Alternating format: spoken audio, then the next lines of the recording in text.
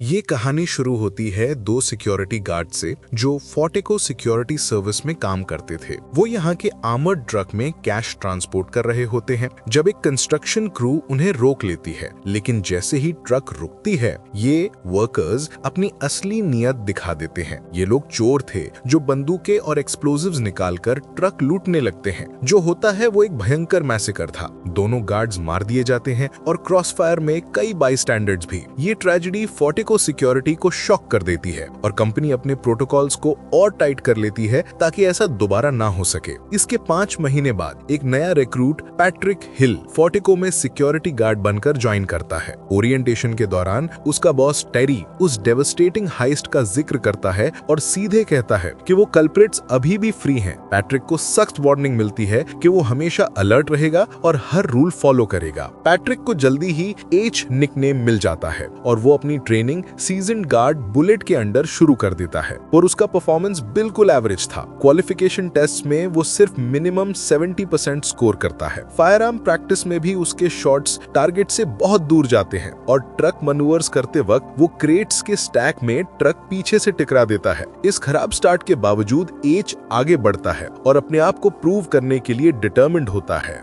आगे locker room में bullet H को टीम के बाकी मेंबर्स से इंट्रोड्यूस कराता है, जहां सब उसे घूर कर देखते हैं। यहाँ एच एक स्वीट बॉय नाम के गार्ड के मजाक का जवाब देता है। स्वीट बॉय, जो एक ब्रैश और तेज जुबान वाला गार्ड होता है, उसे एच का ह्यूमर पसंद नहीं आता और वर्बल फाइट शुरू कर देता है। इधर डैना टीम की अकेली फीमेल गार्ड थी जो एच में इंटरेस्टेड लगती है। बाकी क्रू जैसे स्टिकी जॉन, जो एच के उसकी जगह लेने से नाराज है, उसे सरकाज़म से ग्रीट करते हैं। अपने पहले शिफ्ट पर एच बुलेट और स्वीट बॉय के साथ रूटीन कैश पिकअप्स पर जाता है। रोड पर निकलने से पहले बुलेट मूड सेट करता है, एच को वार्न करके कि इस जॉब में वो शिकारी है, शिकार नहीं। ड्राइव के दौरान स्वीट बॉय बातें करता है और एक अजीब ट्विस्ट बताता है। वो कहता है कि वो असल में उस ट्रक को ड्राइव करने वाला था जिस पर 5 महीने पहले अटैक हुआ था, पर उस दिन उसने बीमारी का बहाना बनाकर छुट्टी ले ली। उस दिन वो अपनी माँ के घर पर था, जिसकी वजह से वो उस डेडली अटैक और सस्पिशन से बच गया। आगे पहला कलेक्शन बिना किसी प्रॉब्लम के हो जाता है। डिपो वापस आकर एच हाई सिक्योरिटी सेटअप देखता है, जहां भारी गेट्स, मेटल डिटेक्टर्स और एंट्रेंस पर अपनी तेज नजरों के साथ स्टिकी जॉन बैठा होता है। दिन के एंड में गार्ड्स अपने आईडी बैजेस निकालकर एक बोर्ड पर रखते हैं, जो उनका एक सटिल पर इम्पोर्टेंट रूटीन होता है। टीम लोकल बार में अनवाइंड करने जाती है और एच बुलेट को इनवाइट करता है, पर जाने से पहले एच थोड़ी देर रुककर अपने न्यू कॉलीग्स के आईडी बैजेस को डिस्क्रीटली इंस्पेक्ट करता है।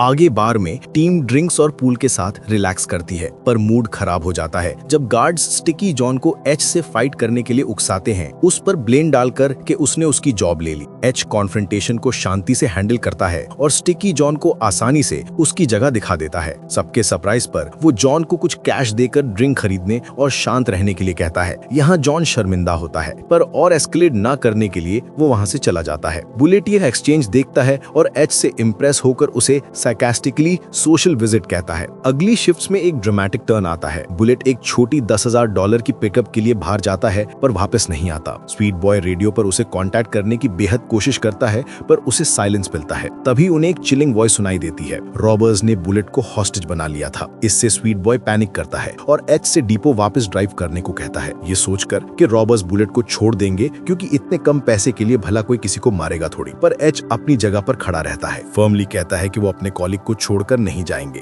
उसकी ये शांत कॉन्फिडेंस स्वीट बॉय को कन्विंस कर देता है और वो रॉबर्स के इंस्ट्रक्शंस फॉलो करते हैं। ट्रक को एक डेजर्ट एरिया में डायरेक्ट किया जाता है और वहां पहुंचते ही एक मास्क रॉबर एक व्हीकल से निकलता है, बुलेट को गन हेड पर रखकर खींचता हुआ। दूसरा रॉबर ऑर्डर्स देता है कि एच और स्वीट बॉय कैश को ट्रंक में डाल दे। यहाँ सिचुएशन काफी टेंस होती है। स्वीट बॉय पैनिक में एच को वार्न करता है कि अगर ऑर्डर्स फॉलो नहीं किए तो रॉबर्स सबको मार देंगे। एच उससे इग्नोर करता है और आराम से ट्रक के बैक में जाता है और मनी बैग्स एक एक करके बाहर फेंकता है, पर जानबूझकर एक बैग साइड में जमीन पर गिरा देता है। एक रॉबर ये नोटिस करता है और उसे वार्न करता है कि वो उनके साथ कोई खेल ना खेले। इधर स्वीट बॉय एच से कंप्लाई करने को प्लीड करता रहता है और हर सेकंड के साथ टेंशन बढ़ती जाती है। आगे जैसे ही एक रॉबर मिसप्लेस्ड बैग उठाने आता है, एच उस मौके का फायदा उठाकर स्पीड के साथ उस रॉबर को शूट कर देता है और फिर उसे जिसने बुलेट को पकड़ कर रखा था। फिर बाकी अटैकर्स के साथ फियर्स शूट आउट शुरू हो जाता है। उनकी कोशिश के बावजूद एक रॉबर भाग जाता है तो एच उसका पीछा करने का फैसला करता है। बुलेट और स्वीट बॉय को छोड़कर वो एक अबैंडन्ड वेयरहाउस में जाता है। अंदर एच रॉबर को जल्दी कॉर्नर कर लेता है और वो पूछता है उसे यहाँ किसने भेजा है, पर जवाब में रॉबर उसकी इंसल्ट करता है और उस पर टॉन्ट करता है। एच ये सुनते ही उसे नॉकआउट कर देता है। थोड़ी देर बाद बुलेट और स्वीट बॉय उसके पास पहुंचते हैं और सार्केज्म के साथ एच स्वीट बॉय से पूछता है कि क्या वो अभी भी कॉन्फिडेंट फील कर रहा है, जिस पर बुलेट और स्वीट बॉय जो इस केओस से अभी भी सदमे में थे वो कोई रिस्पॉन्ड ही नहीं कर पाते।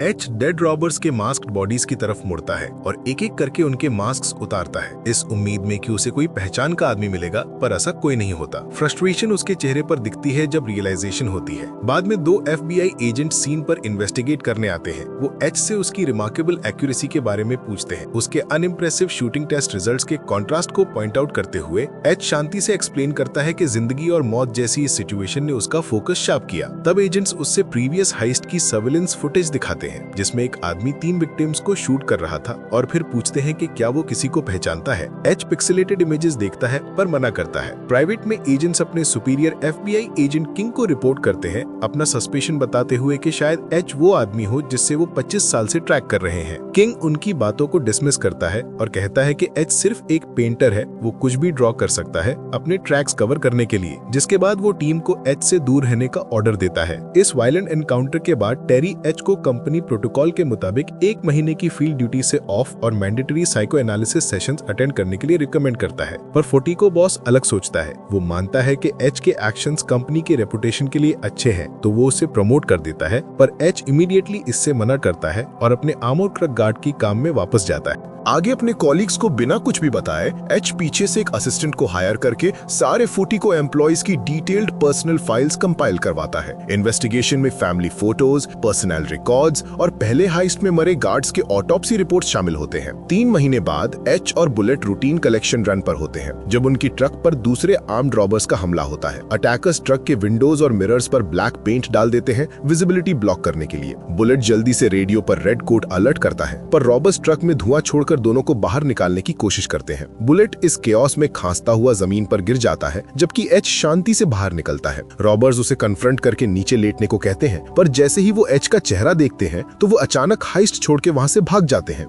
फोर्टिको वापस आने पर टेरी को जब ये सब पता चलता है तो उसे काफी अजीब लगता है और वो एच पर शक करता है। लेकिन कंपनी का बॉस एक बार फिर एच के काम से खुश था और वो टेरी को कहता है कि वो एच को मेन स्पॉटलाइट पे रखे, क्योंकि वो कंपनी का बेस्ट गाय है। इधर बुलेट प्राइवेटली एक दूसरे कॉलीग से एच के इस अजीब बिहेवियर के बारे में बात करता है और अब उसे भी उस पर थोड़ा शक था। आगे यहाँ एच की पर्सनल लाइफ में एक अनएक्सपेक्टेड टर्न आता है, जब डाना फाइनली अपनी फीलिंग्स उसे कन्फेस करती है और दोनों उसके घर पर रात गुजारते हैं। लेकिन उसी वक्त रात के अंधेरे में एच डाना पर गन पॉइंट करता है और उससे छुपे हुए पैसे के बारे में पूछता है जो उसके पास से मिले, वो सस्पेक्ट करके कि वो कुरियर हो सकती है या फिर किसी बड़े स्कीम में इन्वॉल्व हो सकती है। डाना ऐसी सिचुएशन में कांपने लगती है और वो एच की हर बात से डिनाई करती है और बताती है कि उसने सिर्फ एक असाइनमेंट के दौरान चोरी की थी। ये सुनकर एच डाना के कॉन्टैक्ट्स इंक्लूडिंग फैमिली के बारे में सारी इंफॉर्मेशन रिवील करता है और फिर उसे वार्न करता है कि वो कोई डिटेल उससे ना छुपाए।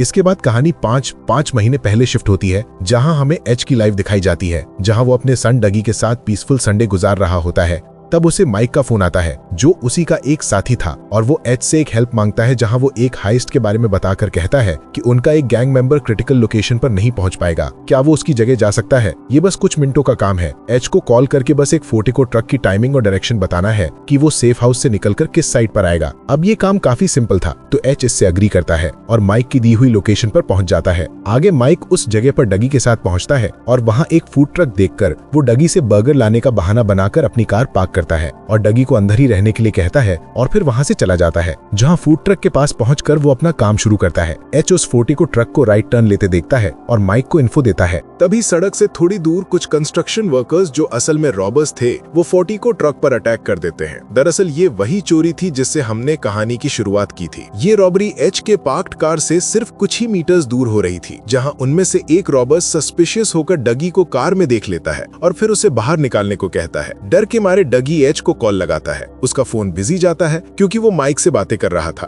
तो डगी रॉबर के कमांड्स फॉलो करता है और बाहर निकलकर फेस डाउन करके जमीन पर लेट जाता है। पर वो एक गलत मोमेंट पर अपना सर घुमा लेता है जब एक रॉबर का मास्क उसके फेस पर नहीं होता और वो एक गार्ड्स को गोली मार रहा था। जब वो रॉबर डगी को देखता है तो वो उसे शूट करने उसकी तरफ बढ़ता है। दूर से एच फाइनली रियलाइज करता है और अपनी कार की तरफ दौड़ने लगता है उन्हें रोकने के लिए, लेकिन उसके पहुंचने से पहले ही वो रॉबर्ट डगी को मार डालता है और बाद में वो एच पर भी गोली चला देता है। जब एच 3 हफ्ते बाद होश में आता है तो वो हॉस्पिटल बेड पर होता है और उसे डगी की डेथ की न्यूज मिलती है, जिससे वो टूट जाता है और यहाँ उसकी एक्स वाइफ डगी की मौत के लिए उसे ब्लेम करती है और उससे कहती है कि उसके अंदर दिल नाम की चीज ही नहीं है। वो उस पर अपने बेटे को प्रोटेक्ट ना करने का इल्जाम लगाती है। इस गिल्ट और बदले की फीलिंग्स के साथ एच अपने एक पुराने दोस्त FBI एजेंट किंग से मदद मांगता है उन रॉबर्स आइडेंटिफाई करने के लिए, जहां किंग लिमिटेड रिसोर्सेज में कुछ जाने माने क्रिमिनल्स की लिस्ट उसे देता है। जस्टिस ढूंढने के लिए एच माइक और क्रू के साथ एक ब्रूटल कैंपेन शुरू करता है, जहां वे किंग की दी गई लिस्ट में मौजूद सिटी के सभी क्रिमिनल्स और अंडरवर्ल्ड सस्पेक्ट्स को ढूंढकर मारने लगते हैं। लेकिन इतने एफर्ट्स के बावजूद भी एच अपने बेटे के रियल किलर तक नहीं पहुंच पाता। जब करंट मेथड्स वर्क नहीं करते तो माइक स्ट्रैटेजी चेंज करने का ऑफर देता है, जिससे एच अग्री करता है और वापस लंदन चला जाता है। जाने से पहले वो अपनी असिस्टेंट को फॉल्स आइडेंटिटी बनाने का ऑर्डर देता है पैट्रिक हिल के नाम से, एक अच्छे साफ सुथरे सिक्योरिटी बैकग्राउंड के साथ, जिसके बाद ही इस नई आइडेंटिटी के साथ H40 को सिक्योरिटी में काम करने लगा और कंपनी के अंदर घुसकर वो अब असली कल्प्रिट्स का पता लगाने की कोशिश कर रहा है।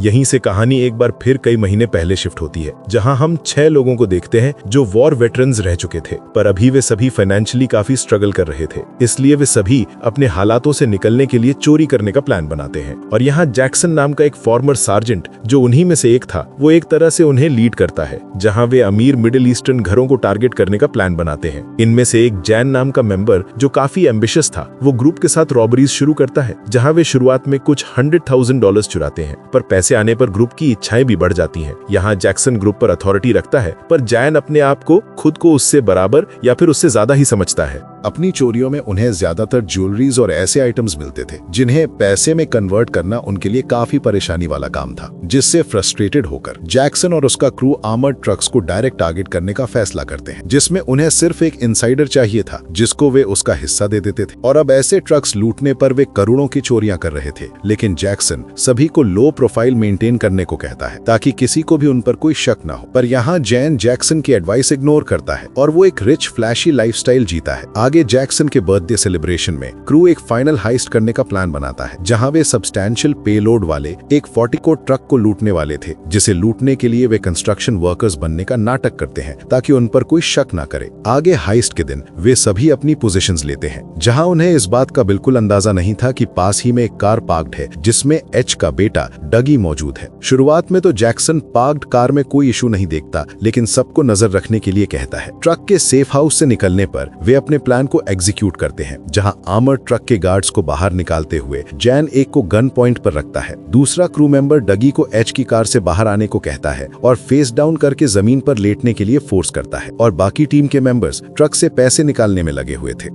सब स्मूथ चल रहा होता है कि तभी एक गार्ड जैन से उसका वेपन छीनने की कोशिश करता है, जिसके चलते जैन का मास्क उतर जाता है और गार्ड उसे देख लेता है। तभी जैन बिना किसी हेजिटेशन के उसे मार देता है और फिर दूसरे गार्ड को भी। आवाज सुनकर जैक्सन उससे कॉल पर पूछता है कि क्या वहाँ सब कंट्रोल में है, तो जैन सब कुछ छुपाते हुए उसे हाँ कहता है। तभी उसकी नजर डगी पर पड़ती है, जिसने उसे देख लिया था, तो वो उस पर भी गोलियां चलाकर उसे मार देता है। ये सब देखकर ग्रुप के बाकी मेंबर्स शॉक हो जाते हैं, क्योंकि इससे पहले उन्होंने रॉबरी में कभी किसी की जान नहीं ली थी। जहां उनमें से एक मेंबर जैन को ये ऑपरेशन बीच में ही छोड़ने के लिए कहता है, लेकिन तभी वे डोर से एच को दौड़ते हुए देखते हैं। तो ग्रुप का एक डरा हुआ मेंबर जैन को एच को रोकने के लिए कहता है कि वो उसके पैर में गोली मार दे, लेकिन जैन सीधा एच के चेस्ट में फायर करता है। और इस इंसिडेंट के कुछ महीनों बाद अब ग्रुप एक बार फिर से साथ आता है और अपनी पिछली रॉबरी में हुई गलती के लिए जैक्सन जैन को डांटता है कि कैसे उसके रेकलेस बिहेवियर ने ऑलमोस्ट सब खराब कर दिया था। इसलिए अब जो उनकी अगली चोरी आखिरी होने वाली थी, जहां वे आखिरी बार में एक बड़ा हाथ मारने की फिराक में थे। इस बार वे ब्लैक फ्राइडे पर पूरा फोर्टिको फ्लीट लूटने का प्लान बनाते हैं, जिसमें $150 मिलियन मौजूद होंगे। ये रॉबरी उनके पूरे फ्यूचर को सिक्योर कर सकती थी।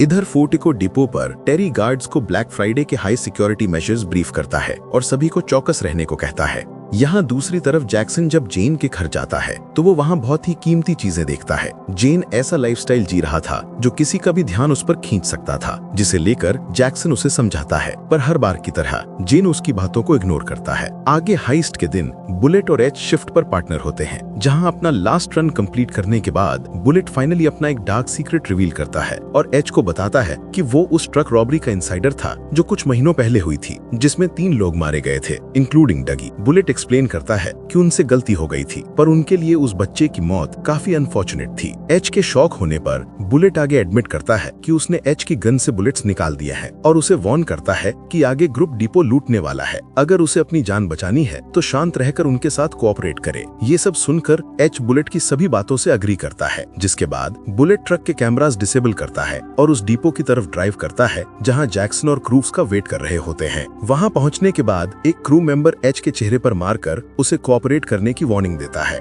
जेन और 3 और मेंबर आर्मर्ड ट्रक में चढ़ जाते हैं और जैक्सन दूसरी कार में उन्हें फॉलो करता है। ट्रक डिपो पहुंचता है और गेट्स खुलते हैं और फिर केओस शुरू हो जाता है। आर्म्ड रॉबर्स बाहर निकलते हैं। पार्किंग एरिया का कंट्रोल लेते हुए वे टेरी, स्वीट बॉय और एच को पकड़ लेते हैं। यहाँ वे बुलेट को भी इनसाइडर होने के बावजूद हॉस्टेज बना लेते हैं, सिर्फ दिखाने के लिए। इधर डैना दूसरी ट्रक की तरफ होती है, जहां वो एक दूसरे गार्ड स्टुअर्ट से सिग्नेचर ले रही होती है, लेकिन अंदर डिपो में क्या हो रहा है वो इससे अनजान थी। यहाँ डिपो के अंदर रॉबर्स एच को बांध देते हैं और बुलेट के हेड पर गन रख देते हैं। वे इंटरनल स्टाफ से वॉल्ट के हेवी मेटल डोर को खोलने को कहते हैं। तभी स्टिकी जॉन उन्हें देखकर अलार्म बजा देता है और फिर डिपो गार्ड्स और रॉबर्स के बीच फायर फाइट शुरू हो जाती है। इस बीच केओस में एक रॉबर मेटल डोर पर एक्सप्लोजिव्स प्लांट करता है। इधर क्रू और गार्ड्स एक दूसरे पर गन फायर कर रहे थे, जिस दौरान एक रॉबर जख्मी हो जाता है। यहाँ एक्सप्लोजिव्स डेटोनेट होने एक धमाका होता है, जिससे वॉल्ट डोर टूट जाता है और जैक्सन और बाकी लोग गाड़ी लेकर अंदर एंटर करते हैं। यहाँ डिपो कंट्रोल में जैक्सन टीम को एरिया सिक्योर करने का कमांड देता है। तब बाहर पुलिस आती है और स्वॉट के आने का सिग्नल देती है। स्वॉट टीम एस्केप रोक सकती है, ये जानकर रॉबर्स जल्दी काम करते हैं और पैसे बैग्स में लोड करते हुए 8 मिनट का काउंटडाउन सेट करते हैं। रॉबर्स ज्यादातर गार्ड्स को मार देते हैं, पर वे डैना, स्टुअर्ट और शर्ली को नहीं ढूंढ पाते, जो आर्मर्ड ट्रक के बैक में छुपे हुए थे। स्टुअर्ट स्वॉट का वेट करने को कहता है, पर शर्ली एक्शन लेने पर इंसिस्ट करती है। वो फायर खोलती है और एक रॉबर को हिट करती है। इस तरह वो एक डिस्ट्रैक्शन क्रिएट करती है। इस अपॉर्चुनिटी से एच अपनी कंसील्ड पिस्टल से एक रॉबर के पैर में शूट करता है और फिर उसकी जान ले लेता है, जिसके बाद वो एक हिडन नाइफ से खुद को फ्री करता है। एच जल्दी टेरी और स्वीट बॉय को अनटाई करता है और जब स्वीट बॉय गाइडेंस मांगता है, एच उन्हें अपना डिसीजन लेने को कहता है। दोनों डिपो के बैक एंट्रेंस से एस्केप करते हैं, जबकि एच उस मरे हुए रॉबर का गियर पहनकर अपने आप को फाइट के लिए तैयार करता है। इधर शर्ली कंटिन्यू शूटिंग कर रही थी, पर वो मारी जाती है। डैना और स्टुअर्ट वेपन्स लेते हैं और रॉबर्स से भिड़ते हैं। एच यहाँ उस मरे हुए रॉबर का हेलमेट उतारकर उसे देखने लगता है। तभी बाकी क्रू के लोग आकर एच के एक्शंस नोटिस करते हैं और उस पर फायरिंग करना शुरू कर देते हैं। मिली में एच एक हेविली आर्मर्ड रॉबर से कन्फ्रंट करता है और दोनों एक दूसरे पर ब्रूटल अटैक्स करते हैं। जहाँ एक मौके पर एच पिस्टल फायर करने की कोशिश करता है, पर वो अनलोडेड है, तो वो जल्दी से बचते हुए नाइफ निकालकर उस अटैकर को जान से मार देता है। इधर जैक्सन क्रू को पैसे के साथ रिट्रीट का ऑर्डर देता है। बुलेट डैना और स्टुअर्ट तक पहुंचता है और उनसे वेपन मांगता है। ट्रस्ट करते हुए स्टुअर्ट उसे अपनी गन दे देता है, पर बुलेट तभी स्टुअर्ट और डैना दोनों को बिना किसी हेजिटेशन के जान से मार देता है। दूसरी तरफ एच 2 और रॉबर्स को मारता है, लेकिन तभी बुलेट उस पर गोलियां चला देता है और उसे इंजर्ड हालत में छोड़ देता है। बुलेट की क्रूरटी कंटिन्यू होती है जब वो स्वीट बॉय को आवाज लगाता है और उसके आने पर उसे भी मार देता है। बाद में क्रू से सिर्फ जैक्सन, जेन और बुलेट जिंदा बचते हैं। वो फाइनल स्टेज एग्जीक्यूट करने के लिए जल्दी मूव करते हैं और वे बिल्डिंग के गैराज में एंटर करते हैं पुलिस फोर्सेस से बचने के लिए। बुलेट और जेन पैसे एक कार्ट पर लोड करने लगते हैं। यहाँ ट्रक के अंदर जैक्सन जख्मी हालत में बैठा हुआ था, जहाँ वो जेन को मारने के लिए अपनी गन रेडी करता है। लेकिन जब जेन ट्रक में आता है तो वो जल्दी से जैक्सन के इंटेंशंस रियलाइज करता है और उसका चाकू से गला काट देता है। बाहर आकर वो बुलेट को बताता है कि जैक्सन मर गया है, जिसके बाद वो एक हिडन टनल में एंटर करते हैं, जहाँ के दूसरे एंड पर एक गेटअवे कार उनका वेट कर रही होती है। पैसा उस कार में लोड करते वक्त उनके बीच टेंशन का माहौल होता है। बुलेट जेन की रूथलेस नेचर जानता था। उसे पता था कि जैक्सन को उसी ने मारा है और वो उसे भी धोखा दे सकता है, तो वो उसे मारने के लिए अपनी गन निकालता है। पर तभी जेन उस पर गन टान कर कहता है कि वो लेट हो गया और फिर बुलेट को शूट करके मार देता है। जेन सारा पैसा लेकर वहाँ से ड्राइव करके निकल जाता है बिना कोई सबूत दूध छोड़े। बाद में जैन अपने अपार्टमेंट में रिलैक्स कर रहा होता है और ड्रिंक एंजॉय कर रहा होता है, तभी उसे कहीं से फोन रिंग की आवाज आती है। तो कंफ्यूज होकर वो उस आवाज को फॉलो करता है तो पैसे के बैग में उसे एक छिपा हुआ फोन मिलता है। वो कुछ सोचता उससे पहले वो किसी का शैडो देखता है जो कि कोई और नहीं एच था। जैन उसे देखकर शॉक हो जाता है और उससे कॉम्प्रोमाइज करने की कोशिश करता है और एच को कुछ पैसे ऑफर करता है। एच उसकी किसी भी बात का कोई रेस्पॉन्ड नहीं करता। उसके बजाय वो उसकी तरफ एक डॉक्यूमेंट फेंकता है जो उसके बेटे डगी का ऑटोप्सी रिपोर्ट थी। जैन उसे उठाता है और उसे पढ़ता है, जिसमें लिखा था कि 4 बुलेट्स हर एक वाइटल ऑर्गन्स में मिले, लिवर, लंग्स, स्प्लीन और हार्ट। ये पढ़कर जैन को डगी की मौत और एच को हाइस्ट के दौरान मारी गई गोली से सब कुछ याद आ गया। लेकिन उसके कुछ कहने से पहले ही एच अपनी गन उठाता है और उसकी बॉडी में उन्हीं 4 जगह पर गोलियां मारता है जैसे जैन ने डगी को मारी थी। जिसके बाद एच अपार्टमेंट से बाहर निकलता है। उसका बदला अब पूरा हो गया था। बाहर FBI एजेंट किंग उसका वेट कर रहा होता है। जहां किंग पूछता है कि क्या काम खत्म हो गया। एच अपना सर हिलाता है और वहां से चला जाता है, जिसके साथ ही ये कहानी यहीं खत्म हो जाती है। अगर आपको हमारा ये वीडियो अच्छा लगा तो आप इसे लाइक करना और हमारे चैनल को सब्सक्राइब करना मत भूलिएगा। तब तक हम आपको मिलेंगे किसी और कहानी के साथ।